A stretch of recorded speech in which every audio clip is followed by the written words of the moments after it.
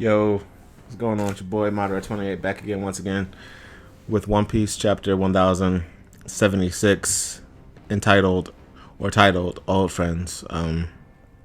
Dope chapter. We get to see a lot of things in this week's chapter. We get to see the red haired pirates. We get to discover the fruit of S-Hawk, which ability he has. Just the banter between Kaku and Lucci with Luffy and Zoro. It was a really good chapter. Obviously, starting off page, and also this week we had a dope spread to go over as well with the Straw Hats.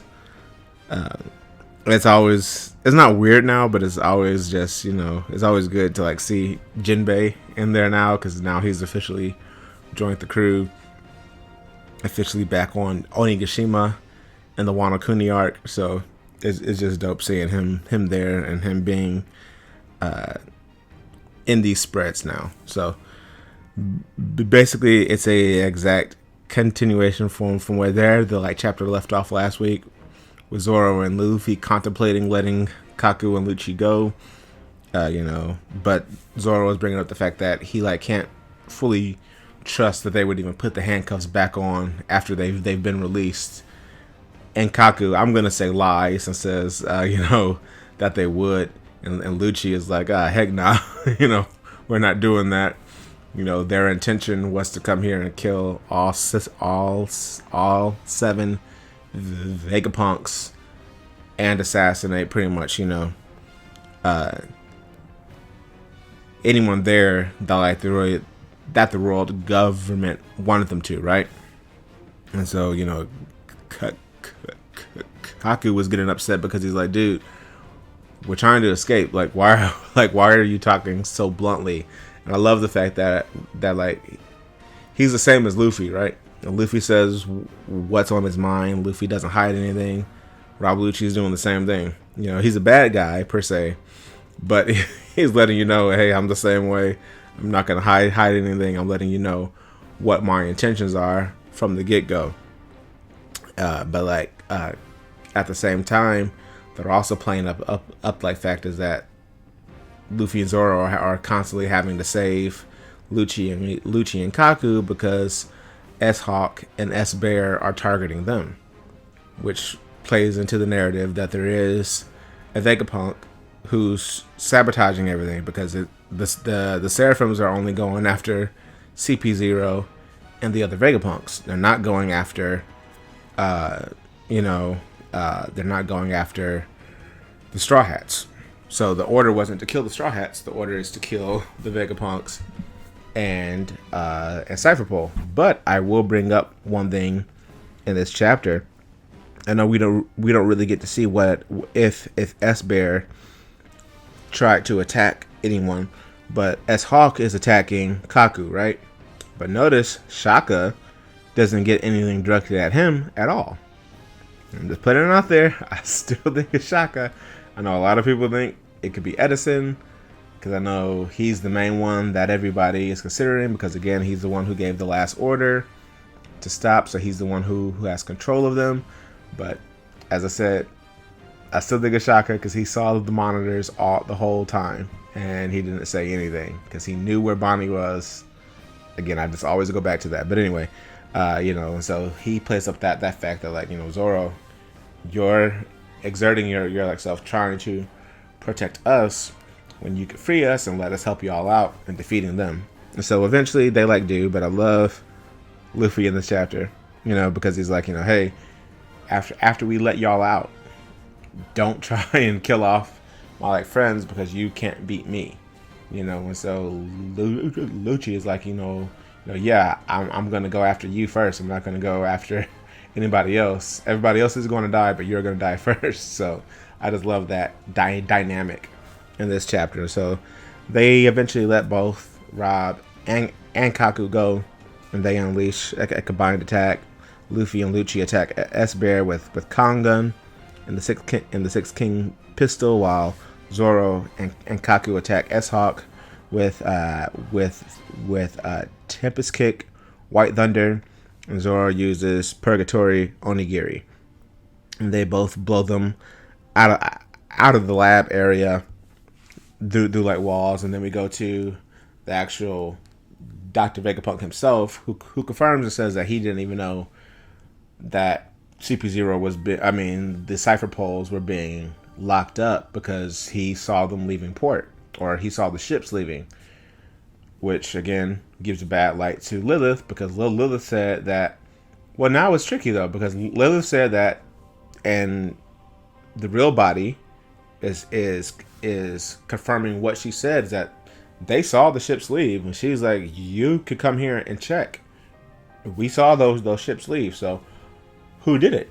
It goes back to who was controlling the Seraphim. I'm still leaning heavily on Shaka. I know, again, everybody's talking about Edison, but Shaka is the quote-unquote logical, aka good Vegapunk.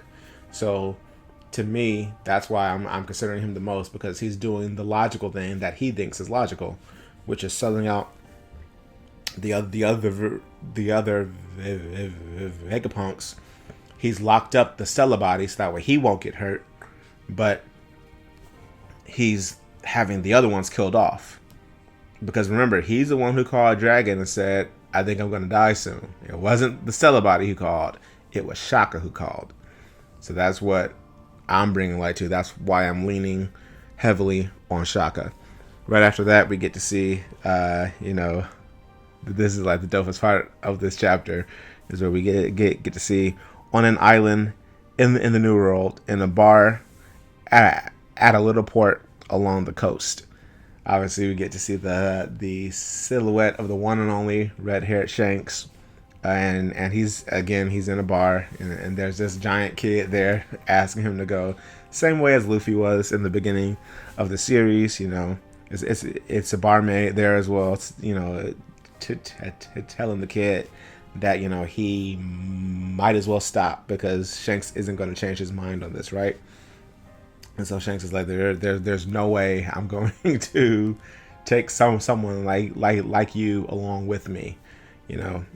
I believe the actual pirate who comes in here and tells Shanks about Kid and them is again Rockstar, because Rockstar seems to be he's the messenger, if you will, of the red-haired pirates, right? He's the one who got sent to Whitebeard.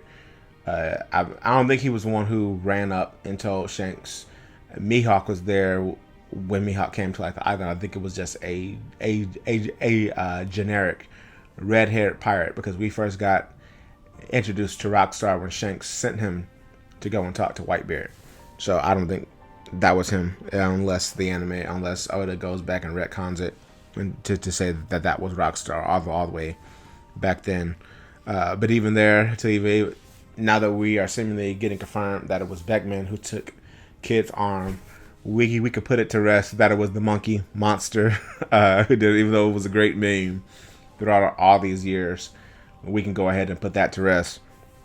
But I do like the fact that obviously here Dory and Brogy are here, so we don't know who won their duel, because after the weapons broke, they were fist fighting, even all the way back, I think in the decks of the World arc, when it was going around showing the whole bounties of the crew. I believe I think that was in the 600s, or it was either in the 600s right after Fisherman Island going into Punk Hazard, or it was in the 800s going in Whole Cake Island when we saw them last. So it's good to see them, but we don't just see them. We also see Oimoy and Kashi from Enies Lobby, aka Water 7 arc.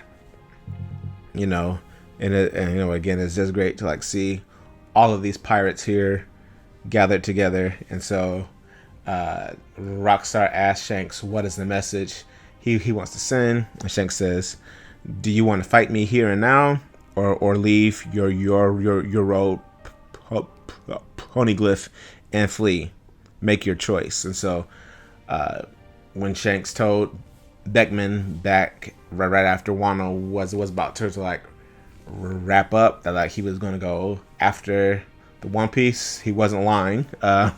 He's seemingly putting everything into attaining it. and then we go to like the next part, and it's Killer talking to Kid, saying, "Hey, last time you lost an arm, we all got beaten up. This time we might lose our lives, you know." And Kid is like, "I only have to worry about that if we lose, right?" So it's just a great chapter. 10 out of 10 for me. Pacing, story, character.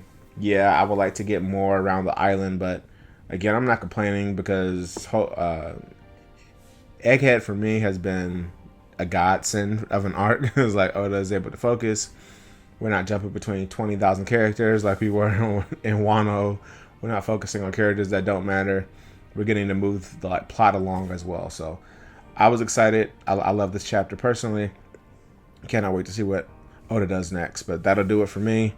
Like and subscribe, dislike, comment, whatever type of interaction you guys do. It gets our channel out to more possible viewers, and it puts us on the YouTube map. So anyway, this has been Madara signing out. Talk to y'all next week. Peace.